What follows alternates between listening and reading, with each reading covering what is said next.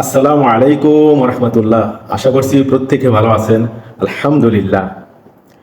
আজকে খুব চমৎকার একটি গল্প শেয়ার করবো ইনশাআল্লাহ।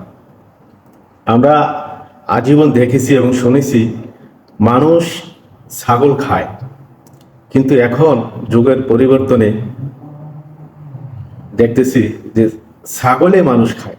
আসলে ব্যাপারটা হাস্যকর হইলেও এটাই বাস্তবতা।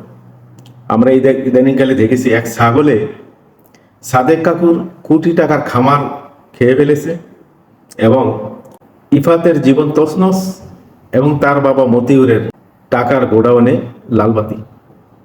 আসুন একটু আমরা পর্যালোচনা করি। এই ঘটনাটা আমাকে ঈসানবিয়া যুগের একটা ঘটনাকে মনে করিয়ে দিয়েছে। কি করছিল তখন? একবার ঈসানবী রাস্তা দিয়ে হাঁটতেছেন, তো একজন লোক এসে বলল যে আমি আপনার সফর সঙ্গী হতে চাই, আপনার সাথে সাথে চলতে চাই, থাকতে চাই, আপনার কথা খুব ভালো লাগে, হ্যাঁ আপনার সাথে থাকে আমার খুব ভালো লাগে। তো ঈসানবী বললেন ঠিক আছে চলো। তো দুজন হাঁটতেছে, হাঁটতে হাঁটতে হাঁটতে হাঁটতে অনেকক্ষণ হাঁটার পর ঈসানবী ভাবলেন যে আসলে তো অনেকক্ষণ হাঁটলাম, এই ক্ষুদে লেগে গেছে, কিছু খাওয়া দরকার। তো লোকটিকে জিজ্ঞেস করলো আপনার কি ক্ষুদে লাগছে? তো বলছে যে হ্যাঁ অনেকক্ষণ হাঁটলাম, আসলে ক্ষুদে লেগে গেছে, কিছু এই খাবার থাকলে দেন। ঈসানবীর কাছে 3টা রুটি ছিল। তো ঈসানবী বললেন যে একটা রুটি তুমি খাও, একটা আমি খাই, আর একটা আমার কাছে মজুদ থাকো। যেই কথা সেই কাজ, একটা একটা রুটি খেলেন আর একটা ঈসা আলাইসাল্লামের কাছে রেখে দিলেন। আবার কিছুক্ষণ হাঁটার পর দেখলেন সামনে এক নদী।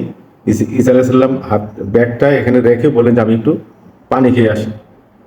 তো রুটির ব্যাগটা এখানে রেখে ঈসানবী পানি খেতে গেলেন। পানি খেয়ে আসার পর দেখেন যে রুটিটা নাই। তো জিজ্ঞাসা করলো তো ভাই রুটিটা রাখলাম এখানে, রুটিটা কোথায়?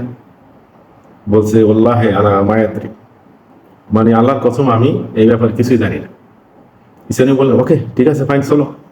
আবার হাঁটতেছে, হাঁটতে হাঁটতে হাঁটতে হাঁটতে হাঁটতে হাঁটতে এক জঙ্গলের কাছে যায় এবং ঈসানবী দেখলেন যে আবারও ওনারা ক্ষুধার্ত হয়ে গেছে। তো ঈসানবী একটা হরিণ ধরলেন, হরিণকে আগুনে জ্বলছে, হ্যাঁ ওনারা দুজনে খুব মানে ভালো করে পেট ভরে খাবার দাবার খাইলেন। খাওয়ার পর জিজ্ঞাসা করলেন আপনার এই যে ভাই আপনার কি এই পেট ভরছে? তো লোকটা বললো হ্যাঁ অনেক খাইছি, আলহামদুলিল্লাহ অনেকদিন পর এত এত বেশি খাবার খাইছি, আমি একদম ফুল। তো ঈসানী বললেন যে যে খাইছো ওই হাড্ডিগুলো আমার কাছে। তো তো সমস্ত হাড্ডিগুলো উনি একসাথে করে তো বললেন যে আল্লাহর হুকুমে তুমি আবার হরিণ হয়ে যাও। তো এই হাড্ডিগুলো আবার আল্লাহর হুকুমে হরিণ হয়ে লাফাইতে লাফাইতে জঙ্গলে চলে চলে গেল। এবার ঈসানী বললেন যে আল্লাহ তাআলা এই হাড্ডিগুলিকে আবার জীবন দান করে হরিণে পরিণত করে জঙ্গলে ফিরিয়ে দিলেন, ওই আল্লাহর কসম করে বলছি তুমি বলো ওই রুটিটা কোথায়? ওই লোকের একই কথা, আর আমার আমি কিছু জানি না। ঈসানী বললেন যে ঠিক আছে চলো। আবার হাঁটতে হাঁটতে হাঁটতে হাঁটতে সামনে এক বিশাল নদী। তো ওই লোকটি বললো যে আপনি দেখতেছি নদীর মধ্যে মনে হয় যে নামবেন, কিভাবে পার হবেন? নদীতে তো নৌকা মুখে কোনো কিছুই নাই। তো ইসানি বললেন আপনি এক কাজ করেন, আপনি আমার হাত ধরুন। তো ওই লোকটি ভাবলো যে হাত ধরলে মনে পার হওয়া সম্ভব, কারণ উনি যেই ধরনের কেরামতি দেখাইছে হরিণ দিয়া, মানে এতটুকু বিশ্বাস ইসানির প্রতি হইছে। হাত ধরছে, দুজন হাঁটতে হাঁটতে হাঁটতে হাঁটতে পানির উপর দিয়া নদীর ওই পারে চলে গেছে। যাওয়ার পর ইসানি বললেন যে ভাই যে আল্লাহ সুবহানাহু ওয়া তাআলা আমাদেরকে এই পানির উপর দিয়ে হেঁটে আসার জন্য ব্যবস্থা করে দিলেন, সেই আল্লাহর কসম করে বলছি যে তুমি বলো যে ওই রুটিটা কোথায়? সে বলো আল্লাহ আনামায়াত, আমি কিছু জানি না, আল্লাহর কসম আমি এই রুটির ব্যাপারে কোনো কিছু জানি না। ইসানি বলছে ওকে ফাইন চলো।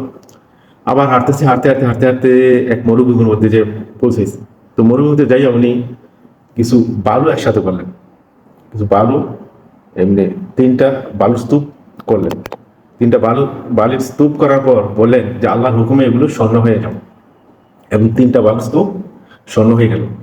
এবার ইসানি বললেন যে আমরা তো আবারও মনে হয় ক্ষুধার্ত হয়ে গেছি, আমাদের কিছু খাবার দাবারের ব্যবস্থা করা দরকার। এক কাজ করো, এই একটা স্বর্ণ তুমি নিয়ে যাও, একটা আমার, আর একটা স্বর্ণ যে এই রুটিটা খাইছে তার জন্য। তখন সে বলে যে আই এম সো সরি, আমি এই রুটিটা আমিই খাইছি।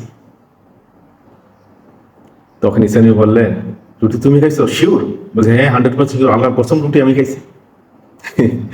তখন ইসানি বলে ঠিক আছে, তুমি যেহেতু রুটি খাইছো তো ওই সোনাটা তো তোমারই পাও না, এই ধরো, এটাও তোমার। এবং আমার ইসানির হাতে যে স্বর্ণের একটা টুকরা ছিল ওইটাও কি দিয়ে দিতে, এইটাও তোমার, যাও, তবে শর্ত এখন থেকে তুমি তোমার রাস্তায়, আমি আমার রাস্তায়, দুজনের রাস্তা এবার আলাদা হয়ে গেল।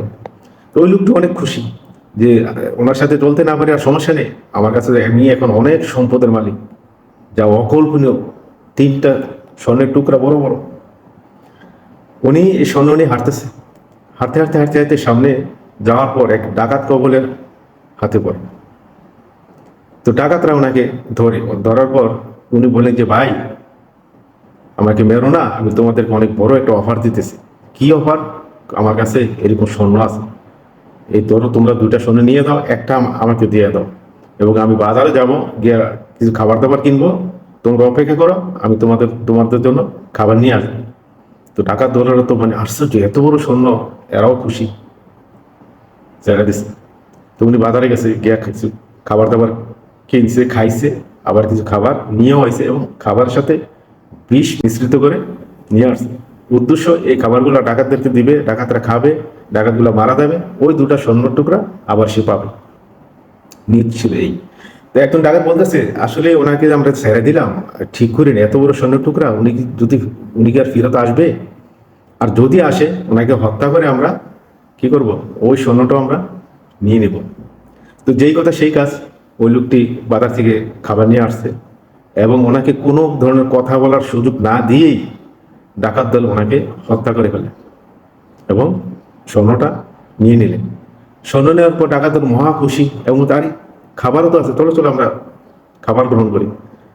তো খুব আরামে খাবারও খাইছে, খাইয়া ডাকাত দল সবাই কি চিৎপাতাং, মানে মারা গেছে, খাবার মধ্যে বিষ মিশ্রিত। তো ঘটনাক্রমে কিছুদিন পর ঈসা আলাইসাল্লাম তার 12 জন সঙ্গী নিয়ে এই পথে আসতেছে। আসার পর দেখলেন যে কিছু লোক এখানে মরে পড়ে আছে, তাদের সাথে ঈসা নবীর সফর সঙ্গী ছিলেন ওই লোকটি আছে, এবং পাশে 3টা স্বর্ণের টুকরা পড়ে আছে। ঈসা নবী বললেন যে যারা শুধু দুনিয়ার লোভে, আখেরাতকে ভয় না করে, আল্লাহকে ভয় না করে, শুধু সম্পদের লোভে দুনিয়ার পিছনে ছুটে এবং মিথ্যা কথা বলে, তাদের পরিণতি এরকমই হয়। তাদের মৃত্যু অবধারিত, মৃত্যু না হওয়া পর্যন্ত তাদের এই লোভ তাদের কখনো শেষ হয় না। সত্যি এই সম্পদের লোভ এবং মিথ্যা আমাদেরকে কবর পর্যন্ত পৌঁছিয়ে দেয়। তাই আসুন আমরা এই সম্পদের লোভে না পড়ে আল্লাহ এবং রাসূলের আনিত জীবন ব্যবস্থার প্রতি আমরা মনোনিবেশ করি, আমরা সত্য কথা বলি, আমরা অধিক সম্পদের লোভকে পরিহার করে অল্প তুষ্টি অর্জন করি। পরিশেষে ওই কথাই, যে ছাগল সাদেক কাকুর কোটি টাকার খামার, ইফাতের জীবন এবং মতিউরের সম্পদের পাহাড় তছনছ করে দিয়েছে, সেই লোভ এবং মিথ্যা, অবশ্যই ওনারা সম্পদ দিয়ে মিথ্যা কথা বলতেছে। ওনাদের কি পরিমাণ সম্পদ আছে, ওনারা সত্য কথা বলে না, এবং এই সম্পদগুলো কিভাবে অর্জন করেছে তা তো বলবেই না। তাদের শেষ পরিণতি কিন্তু ওইটাই হবে, এই লোভ, সম্পদের লোভ তাদেরকে মৃত্যু পর্যন্ত পৌঁছিয়ে দেবে। আসলে আল্লাহর কাছে আমরা দোয়া করি, আল্লাহ তাআলা যেন আমাদেরকে এই ধরনের ফিতনা থেকে হেফাজত করেন। আখিরে দাওয়ানা আলহামদুলিল্লাহি রাব্বিল আলামিন। আশা করছি প্রত্যেকে উপভোগ করছেন, যদিও গল্পটা একটু বড় হয়ে গেছে, সরি। ভালো থাকবেন সবাই।